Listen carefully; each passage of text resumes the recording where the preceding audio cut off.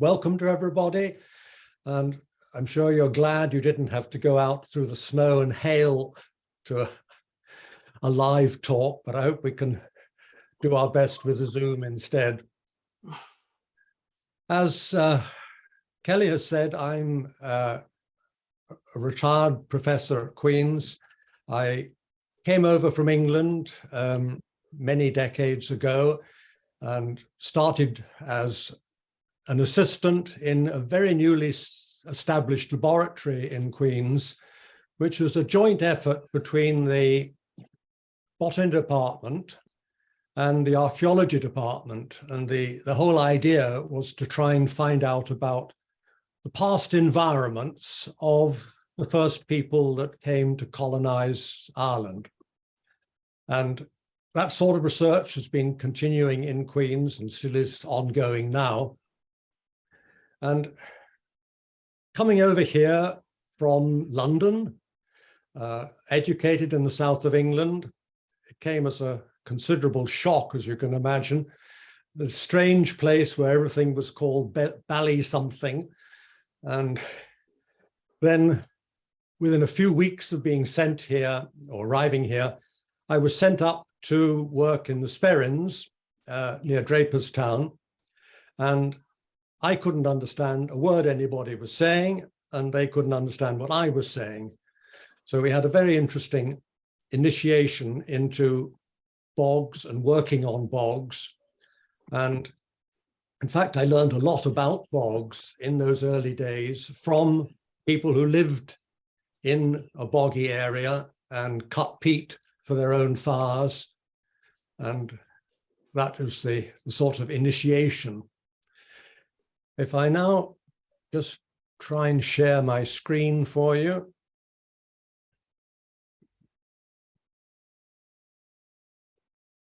All right, just bear with me.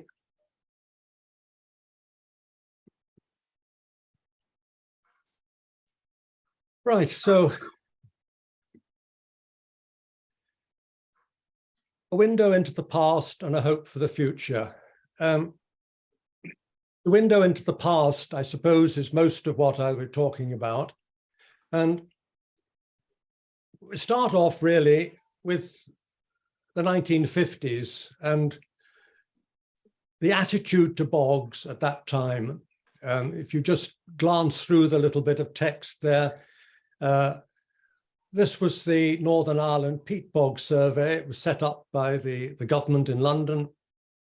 And its aim was to discover how much peat there was as a resource, a fuel. Could you run a power station? What sort of things could you do with it? Could you extract an industry extracting waxes from it? In other words, peat bogs were a resource, and this was a government attempt to find out how much there was. The attitude to bogs among the rest of the population tended to be either they're a nasty place which you need to drain so that you could grow something useful, or simply a place to dump old wheelchairs and plastic bags, things like that. Now, unfortunately, some parts of bogs are still treated like that.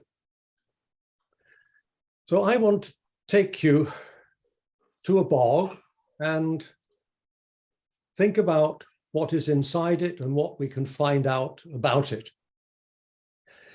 This is a bog near Randallstown that I used for teaching purposes. It's a bog that's been cut by hand for many, many decades, in fact. And it's a sort of rule of thumb that we've used many years, is that if you look at an uncut, pristine bog, it grows about 1 millimeter a year. So a meter of bog is about 1,000 years. But the bog here is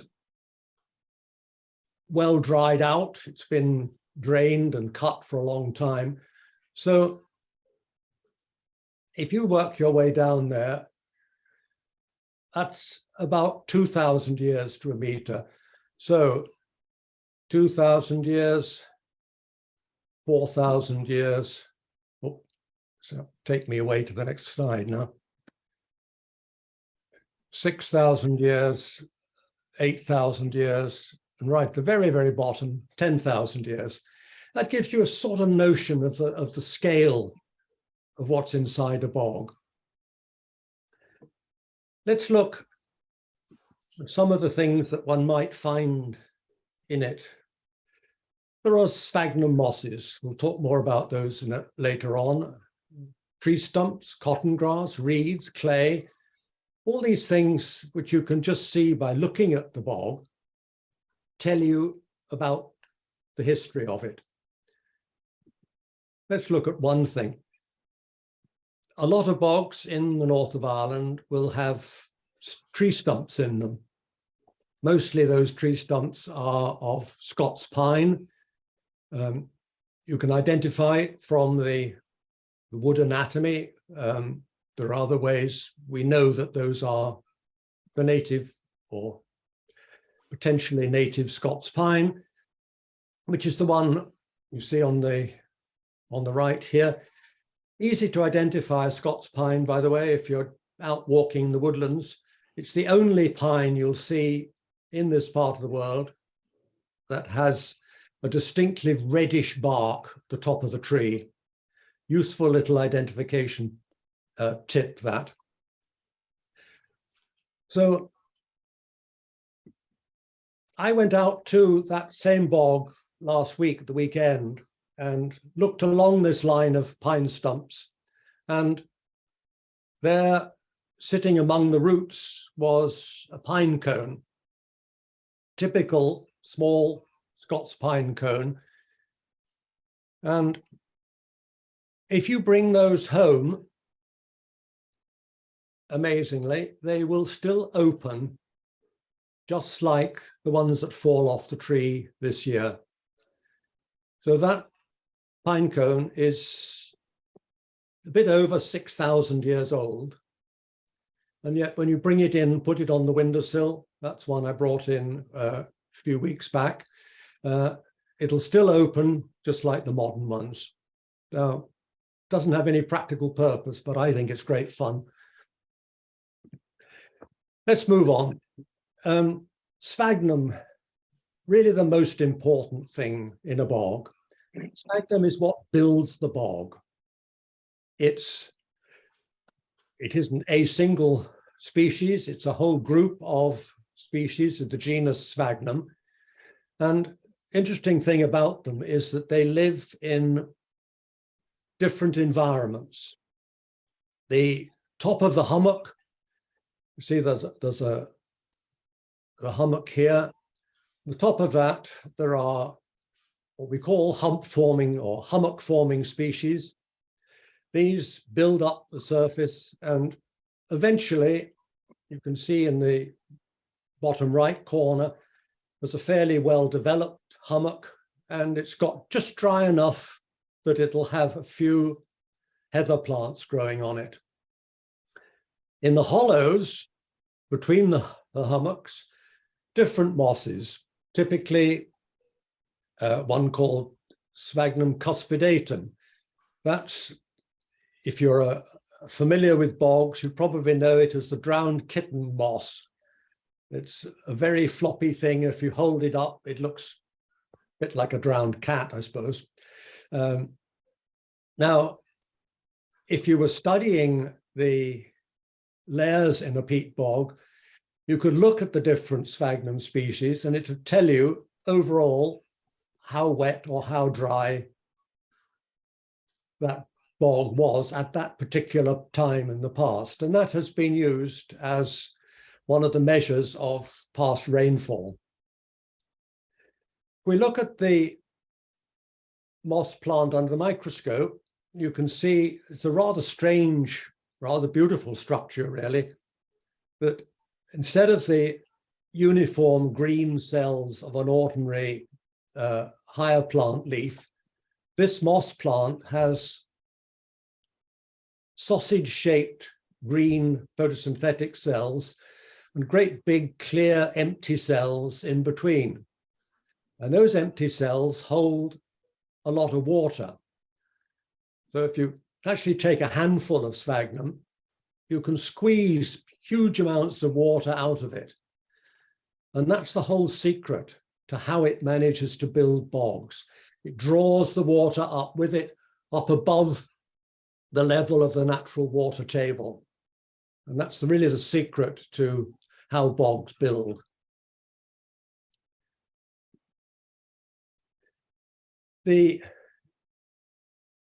Just where my head is in this picture is the line of the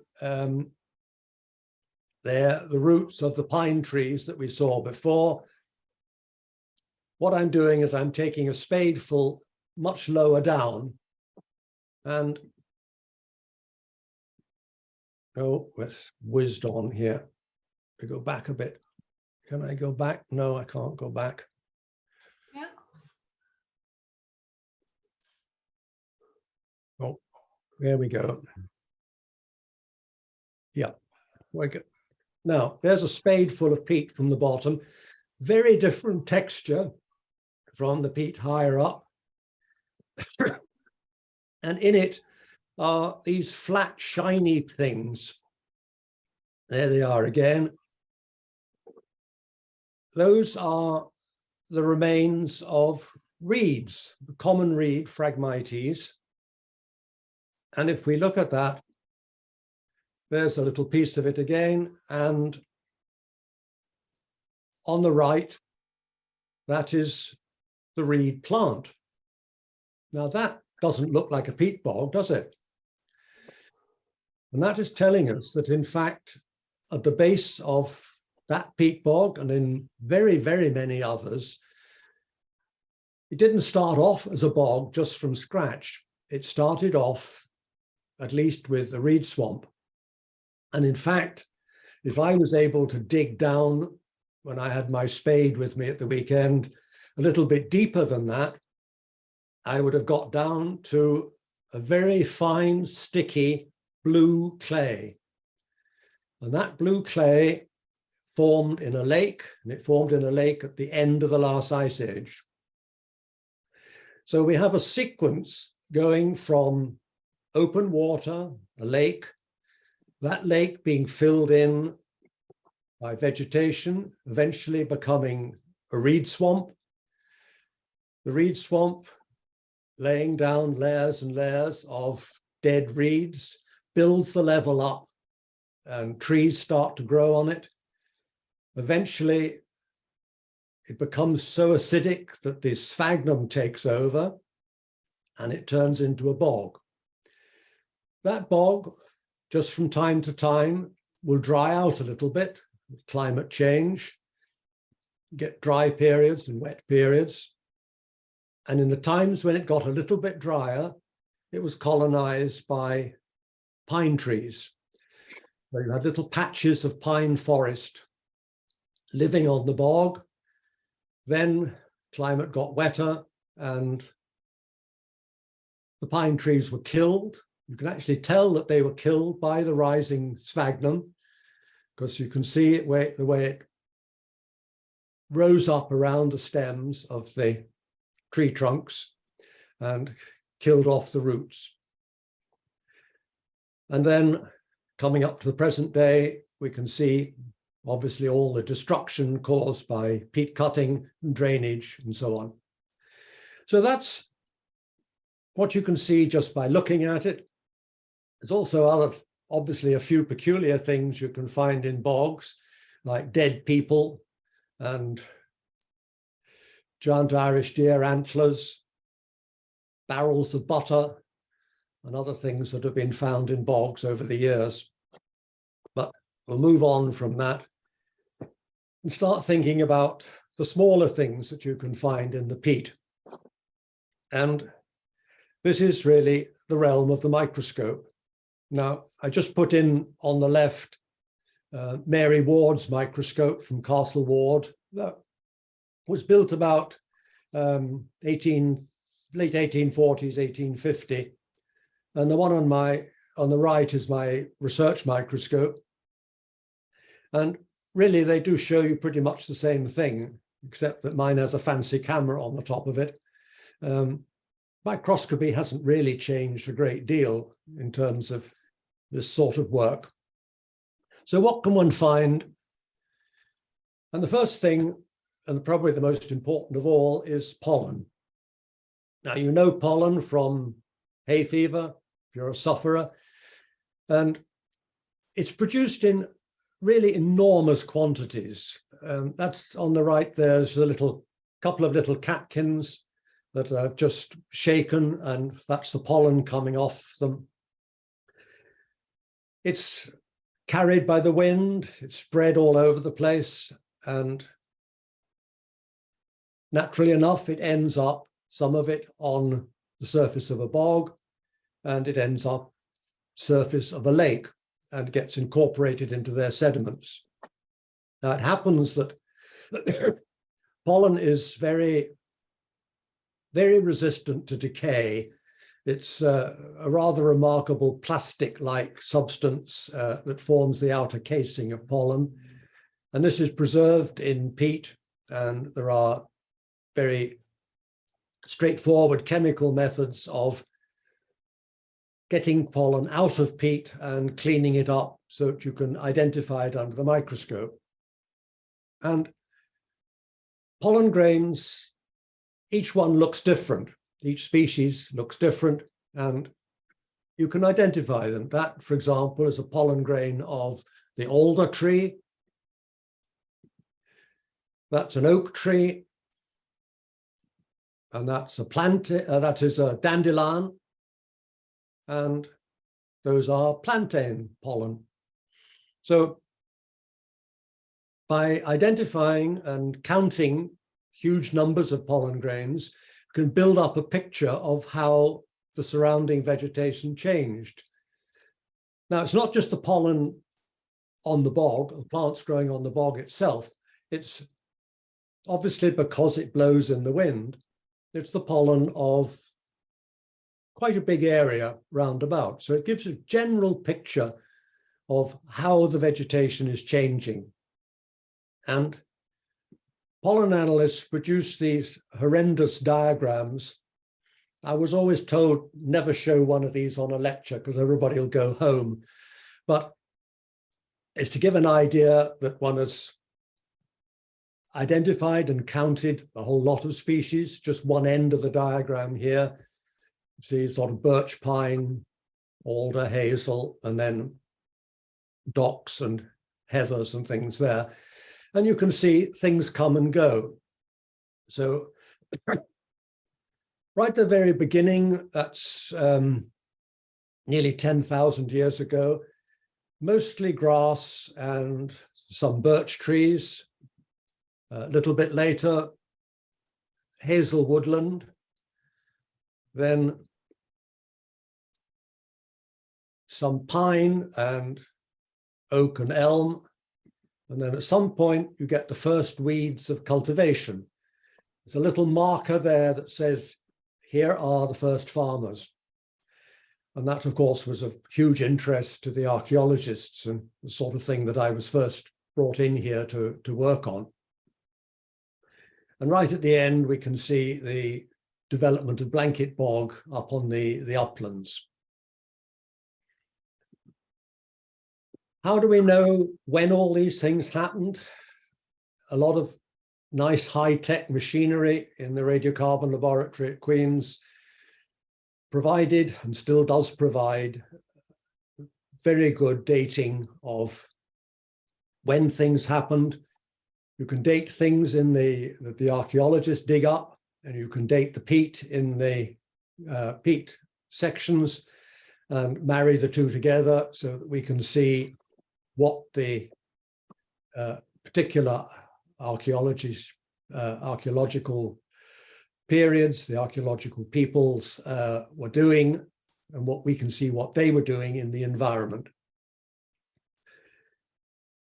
One other thing that just fairly recent idea that we've had is looking for volcanic glass. Now, you probably remember the volcano that erupted in Iceland with a totally unpronounceable name that stopped all the flights over Europe because of the ash blowing from it. That ash blows, again, like the pollen over huge distances and is deposited in the peat bogs. And again, with a little bit of neat chemistry, we can extract that volcanic glass, and we get little things that look like that, little bits of bubbly glass. And the chemistry of those glasses is unique to where the eruption occurred, and mostly actually unique to an individual eruption. So if we took a little piece of glass like that, we could say that came from a particular eruption of, say, Mount Hecla, and from other evidence we might know when that occurred. So we could go back to the peat bog and say, at that point where we found that layer, and that layer is only maybe a millimeter thick, that layer represents, well, if we take the Hecla example, 2445 BC. That sort of precision within 2 years, say. So this we call tephra, the volcanic ash, has been another very valuable way of adding dating information into the peat bog sequences. And it's found in the Greenland ice, and it's found in lake sediments. And it's quite a good way of tying together very different bits of information from different places around the world. In Ireland, we have volcanic ash from Alaska and from the Kamchatka Peninsula in far side of the Soviet Union. So very valuable thing that has been in the past. Now, what I'm going to do is to try and take you with a time machine back 20,000 years, and we'll whiz through the whole 20,000 years, trying to see what the peat bogs have told us. So there we go. You're now somewhere off the coast of Donegal, 20,000 years ago, or 22,000 years ago, looking inland. And what you see is an island totally covered by ice.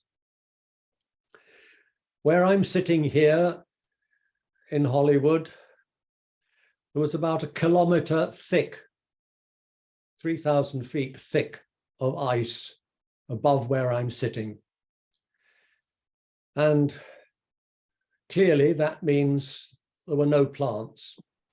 So the good thing from the point of view of the story we're telling is that the slate is completely wiped clean. So there's nothing there at all. And as the ice retreats, we have to give a little bit of thought, as a digression, I suppose, to sea levels. I don't know whether you can see the one on the right here, or does your little pictures of me sit over the top of it? But you can maybe see just in here, that's Ireland, and this sort of fuzzy thing here is the ice. So the ice is going down, certainly south of, more or less down to the Dublin-Limerick line, at least, possibly a bit further. And so everything north of that basically had no vegetation. Now, if you look at the middle map, you can see at that stage that England was well joined on to Europe, and up here, Ireland was joined on to Scotland and Northern England. So in terms of the plants getting back into Ireland as the ice retreated, they were coming from down here and down here, where they'd been in a refuge, if you like, while the Northern Hemisphere was so cold. And they worked their way back into England and eventually into Ireland. Some of them probably coming up a coastal strip. There's a whole different story about that. But just to give you an idea, before we get into the individual plants, the present flora of northern France has, I think it's about 2,400 flowering plant species. In England, it's, I think, 1,150, and in Ireland, it's about 800 and something. So a whole lot of plants didn't get from Europe. We're now talking here on this left-hand side, things that got across the channel to here didn't make it up England and get into Ireland before that channel was breached. So that gives you an idea as to why the floras are so different. It's all to do with migration back after the Ice Age. So what did it look like? Here's another picture of Ireland. We're now 15,000 years. The ice is beginning to retreat. This is actually, of course, Greenland, but you can pretend it's Ireland. And there is a little bit of very, very sparse, dry-looking vegetation on these margins here. And a lot of bare ground, a lot of bare rock, little tussocks of plants, probably covered in snow for 3 or 4 months in the year, but still managing to grow and spread. And now looking at, this is from the Lofoten Islands, just north of the Arctic Circle in Norway. Quite a nice mixed vegetation of dwarf shrubs like the empetrum, crowberry, and familiar plant you're probably familiar with if you go to the Burren, the mountain avens, Dryas octopetala. That very common in that period, and its pollen and its seeds you can find in the peat from these early periods. Also club moss, Lycopodium species, and a little dwarf willow, Salix herbaceae. Now, if you ever go and have a picnic up on the top of Slieve Donard, among the sandwich wrappers and the tin cans, if you look very carefully, you will find little wrinkly leaves of this tiny little willow plant. It still grows up there. People sit on it, people trample on it, and yet it is still surviving on the top of that mountain. And I think that's been there for the last 10,000 years. And the dwarf willow disappeared from almost the whole of the rest of Ireland, apart from a few places like that, and in the Burren, because eventually it was shaded out by the bigger plants and the trees. And the first of the bigger plants to arrive was juniper, common juniper. Now you can find that again in the Burren. There's a few places in Fermanagh near Marble Arch Caves where there's a few plants. And I'm told it grows also on a bit of the limestone just above the coastal path, the coast road going up towards Glenarm. So that was the first really, I suppose you could feel, first small tree to arrive. We're now getting to about 11,000 years ago, and the pollen says there was really quite a lot of birch woodland.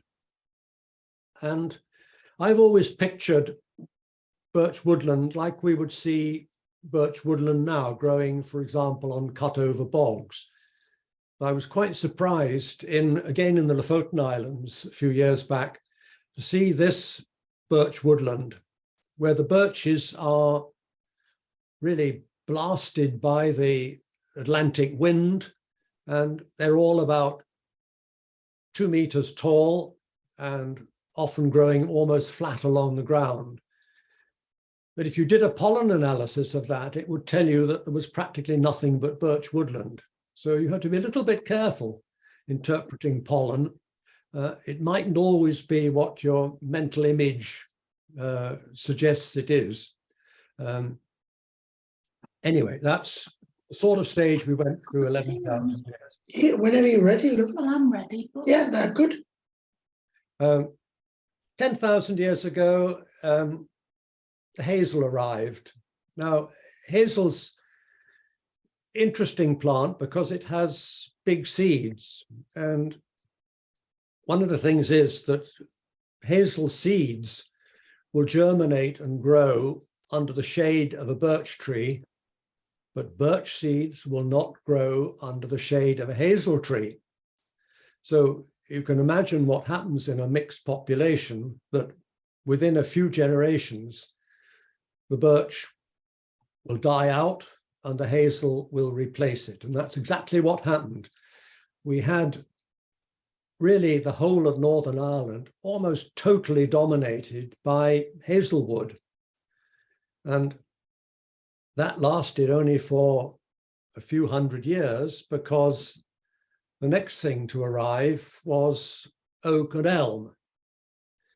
Now here again, that's people's sort of typical image of an oak tree, and that wasn't what was growing there.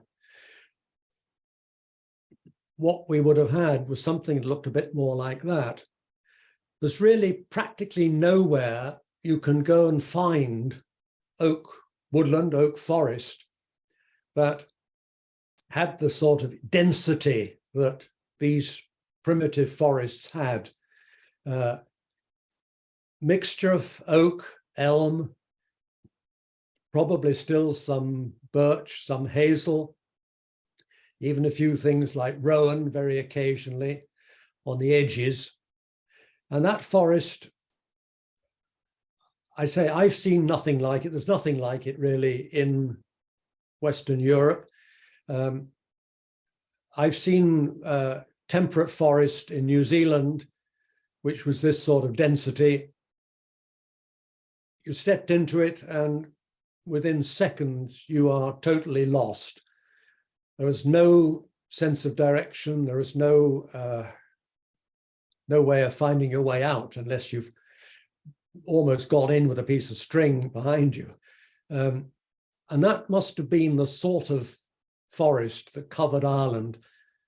And again, I say it's very hard to give you a picture of it. That's what I imagine it must have looked a bit like when you arrived in your little skin boat up the River Lagan. On both sides, solid mixed oak and elm forest, really impenetrable. And the first people to arrive in Ireland, what archaeologists call the Mesolithic people, they were basically hunting and fishing people, and they lived essentially round the coasts and up a few of the river valleys. They really didn't penetrate into the forest, and it was a dark, dangerous, and very unwelcoming place to go. And unless you had some serious equipment with you, you wouldn't have wanted to go in there. Which brings us, just in passing, alder, which we now think of as a very common tree, it was quite late arriving, and it really only becomes part of the serious forest about 8,000 years ago. So we just see that sort of creeping into the pollen diagrams at about that stage. So hard to picture all this. I mean, if you walk across the hillsides in, not sure where that's County Clare, I think that is, all this bare, empty landscape, you have to try and imagine that covered in mixed oak forest. And it really is very hard to do, but the evidence is there, that's the way it was. Now, 6,000 years ago, something very different happens. At this point, the first farmers arrive from Europe. They're arriving by boat, and they're bringing some serious equipment with them. They're bringing stone axes. They have a lot of experience in Europe, starting really in the Danube Valley, working their way across, using these stone tools to fell trees, make themselves farmland, and set up settlements. They brought with them animals. They brought with them seed. They planted barley and wheat and began to change the landscape. And if you think about it, that's what they were doing, was what the farmers in the Amazon rainforest are doing now. They want land to grow crops, and the only way to get that land to grow crops is to fell trees. And we see in the pollen diagrams, we see a sudden drop in trees, particularly in elm, and no one's quite sure why this is, but one suggestion is that among the things they brought in was accidentally bringing in Dutch elm disease. But we see in the pollen diagrams the decline or reduction in oak and elm. We see an increase in, or the first appearance in many places, of weeds. The plantain pollen, for example, is one of the key markers for when these people arrived, because plantain, which naturally grows along the seashore, would only move inland into cleared places where the trees had been removed. And we find very sparsely the pollen of the crops that they were growing. So that was a big change brought about really by new technology coming in from Europe. That's a stone axe made of a rock called porcelainite. They must have brought with them some, probably from the Langdale. They had a mine in Langdale where they dug this particular rock, but they also found when they got here that the same rock was available on Tiefbullia Mountain on the Antrim Plateau, and they set up a mine there to get this rock to make their stone axes.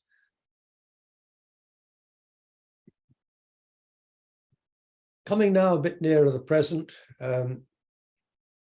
about 4,000 years ago, people at this stage had arrived with some metal tools, the first bronze axes, and a certain amount of metal smelting technology coming into mainly the south of Ireland, where there was a copper mine. They were able to get copper and tin to make bronze. Copper really isn't hard enough to make a good axe, but if you smelt it with tin, you get a hard enough metal that you can use as an axe. And at this stage, a lot of the upland forests were cleared where the land was not too heavy. It was fairly easy to clear the trees. And various archaeological sites. This is the Beckmore Stone Circle sites. So a lot of you, I hope, have visited. One of the first sites that I worked on when I came over here in the 1960s.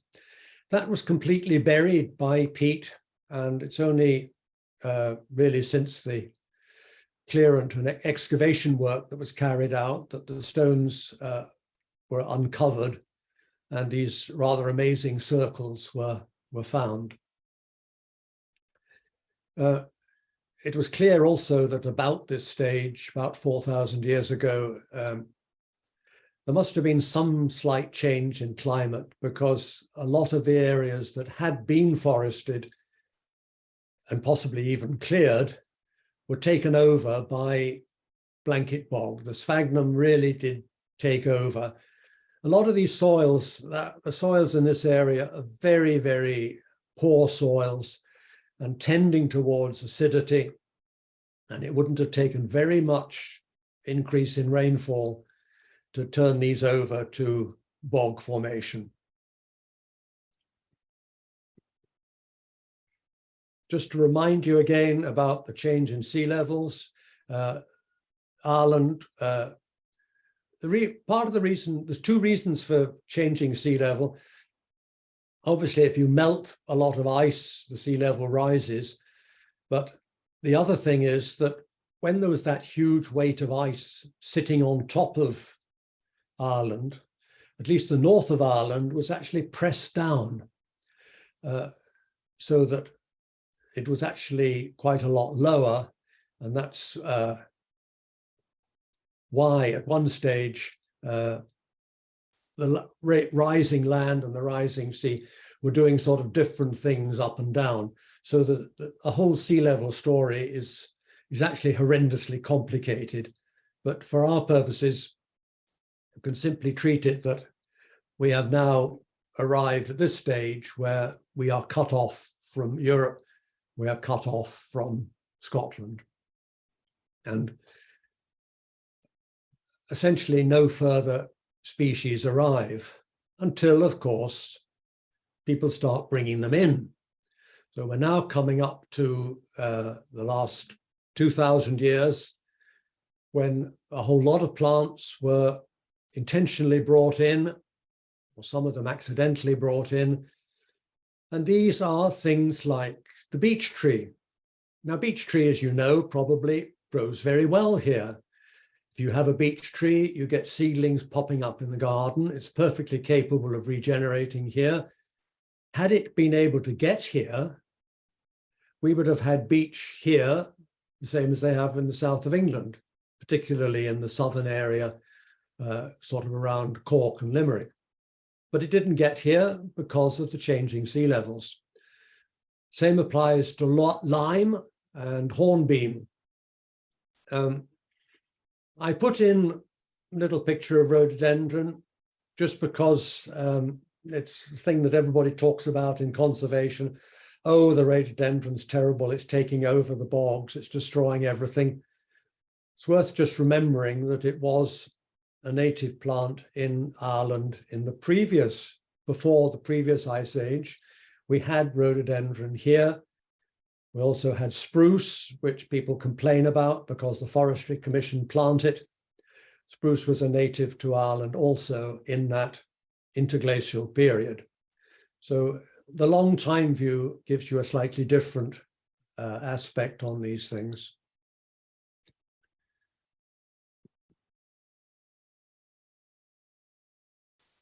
"5,000 years ago, almost all the forest was gone.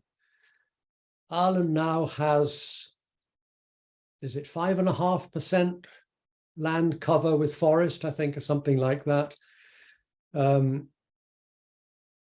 England has 9%. The rest of Europe has about 14%, something like that, I think. We are the least forested when we were in the EU, the least forested of the EU countries, as far as I know. And from the air, we have a little bit of hedgerows, we have some tiny little patches here and there. As for oak forest, you could really just count on your back of your hand the number of what are even potentially native oak forests. The Breen wood is said to be the little Kilbrony wood in Rostrevor. Looks like native woodland. I have a suspicion myself that it was planted in the 1730s, 1740s, just from other evidence. Cracklow wood near Limerick, it's pretty good. But really, apart from that, nearly all the oak woodlands are planted and they're associated with the big Anglo-Irish domains. So we really did lose almost all the native woodland. And that brings us perhaps to the idea of, should we be planting it and what should we be planting? That brings up a lot of questions tied up to climate change, of course. So what's happening to bogs? On the left is a picture of what a bog should look like. It should be a completely wet surface made of a mixture of hummocks and hollows. Remember that if you're ever walking over a bog, a pristine bog like that one in the left picture is about 98% water. If you think a pint of milk is 94% water, what you're standing on is wetter than milk. So it needs to be treated with some caution.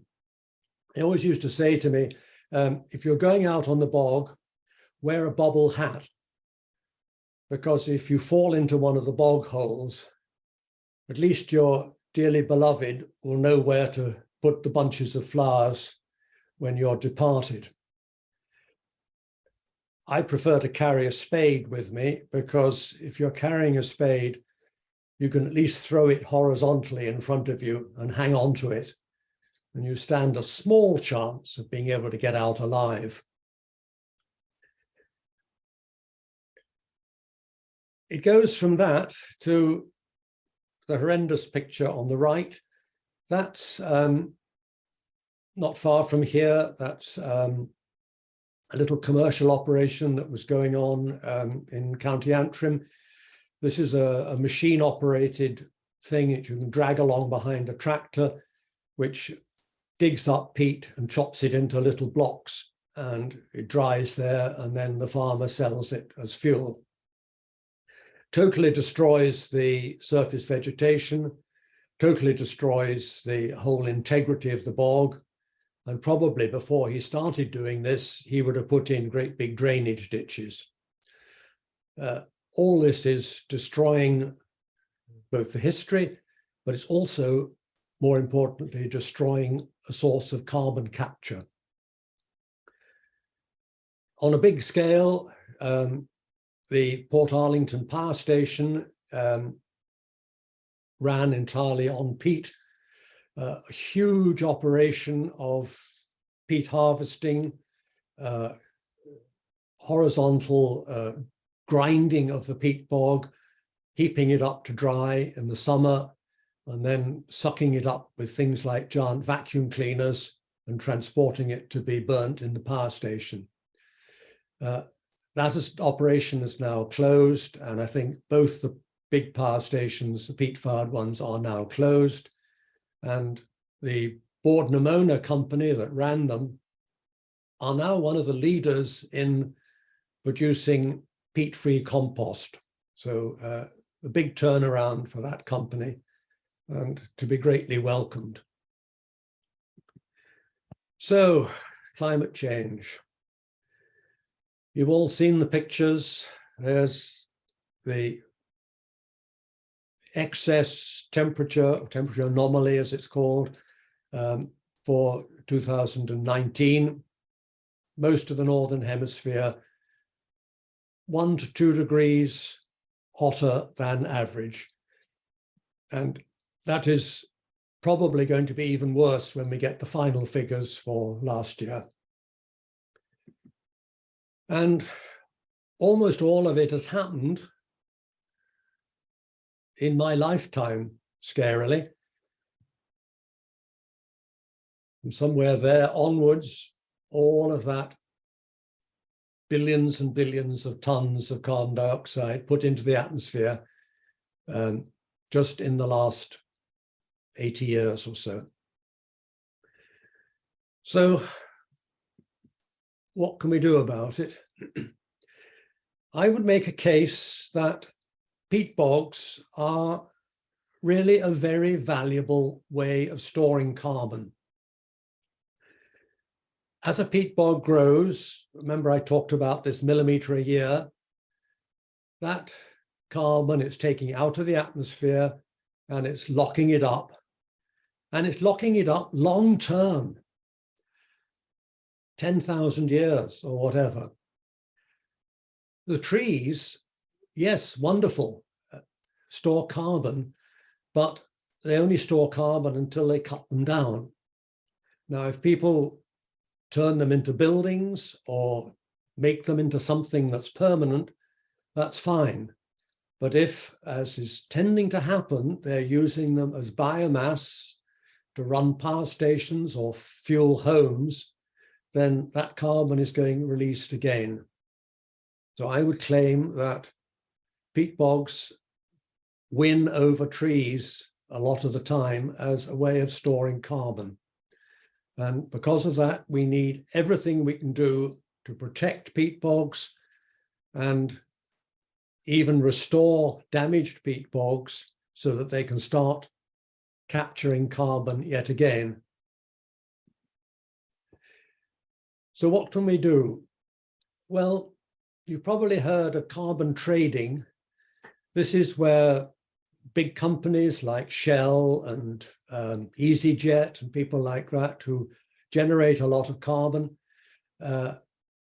they can at least salve their consciences, if nothing else, by buying into forestry schemes. And indeed, a lot of very valuable forest planting has been going on. And they can use this to, in various ways, counteract the carbon pollution that they're producing. If peatlands could be included in a carbon trading scheme like this, even if you call it greenwashing, it would still provide finance that would pay for bog restoration. It would pay for buying bogs and taking them out of commercial operations. It might even pay for protection of upland bog areas to prevent them being overgrazed. We need tightened legislation for peatland protection. This is something that our presently defunct Northern Ireland government has got to tackle. The legislation, I think, has been written. It just needs putting into action. We need help to stop grazing of upland peat. Now, you can't just tell farmers to stop grazing. There's got to be some subsidy or some help for them so that the grazing of upland peat, at least on the intensive grazing, can be stopped. And finally, we really should stop using peatland for commercial forestry, because you might say, well, forestry is wonderful, but not only is it stopping the peat from capturing carbon, the peatland itself, but because the forestry dries out the peat, the carbon stored in that peat is then released into the atmosphere. The bog, the peat underneath the commercial forestry is basically disappearing as a result of the drying out from the forestry. So those are the sorts of things that I think can be done to help peat bogs as a major carbon capture. Finally, what you can do, stop buying peat-based garden products. There are now quite good products. There's one being produced in Belfast called the New Leaf compost. You can get it. Also, there are other products. I think the Green Living is probably produced by the Board Company. And if you're buying plants, ask your garden centre whether they are grown in peat-free. And this will keep encouraging the industry to go in that direction. And that's just a small thing that you can do. So I will leave you with that thought and return you to Kelly, who I think has questions. Yeah. Yes, thank you very much, Jonathan. We've nearly run out of time, but I'm sure we can take a few quick questions. And also, I just wanted to say, obviously, as members of Ulster Wildlife, you're helping to support our work, our peatland restoration work that many of you are aware of, that we would be undertaking across Northern Ireland, helping to restore and bring back some of these special peatland sites, I suppose, to their former glory. So that's one of the ways we're actually helping to look after our peat bogs, and you're helping to support that, which is great. So yes, if you have any questions, please feel free to unmute and put your questions to Jonathan. That would be great.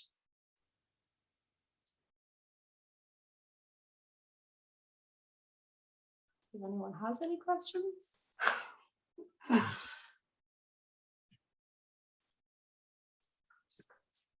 Just car here.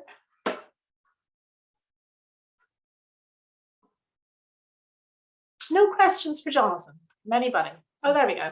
There's Paul Larmer has put one into the chat there. Jonathan, does any mycorrhizal fungi live in bogs? Yes. Just trying to think. The bog myrtle has a mycorrhizal association with it. I'm not sure whether it's a bacterial or a fungal one, but at least it has a symbiont that lives with it in the bog, and it helps it to capture nitrogen, so that the bog myrtle can grow in a very nitrogen poor environment. There you go. Any more questions? You can unmute if you want to ask a question directly. You don't have to keep your microphones muted at this stage if you want to unmute yourself and ask a question.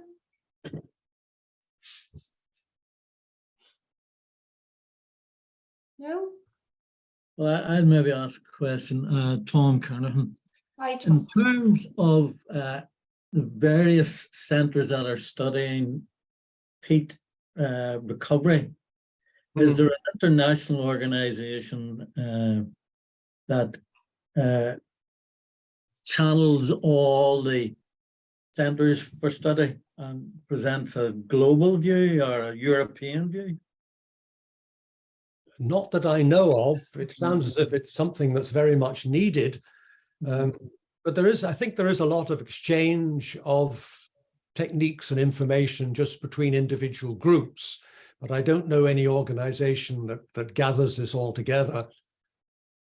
There was one reason I was asking, or it struck me, was I was over in Norfolk a couple of years ago, and I picked up a very, well, I thought it was an interesting book, Imperial Mud, the fight for the Fenlands.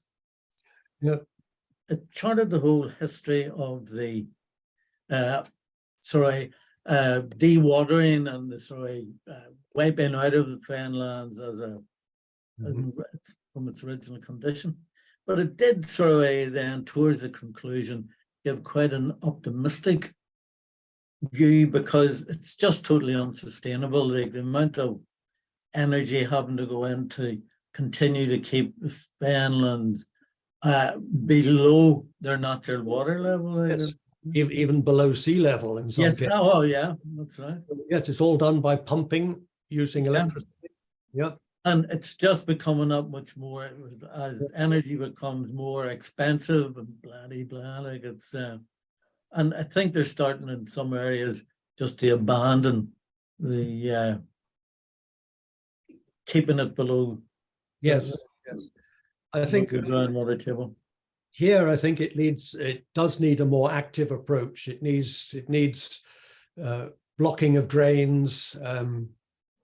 Some people are even reseeding areas with little tussocks of sphagnum just to try and get the bog going again after they blocked the drains.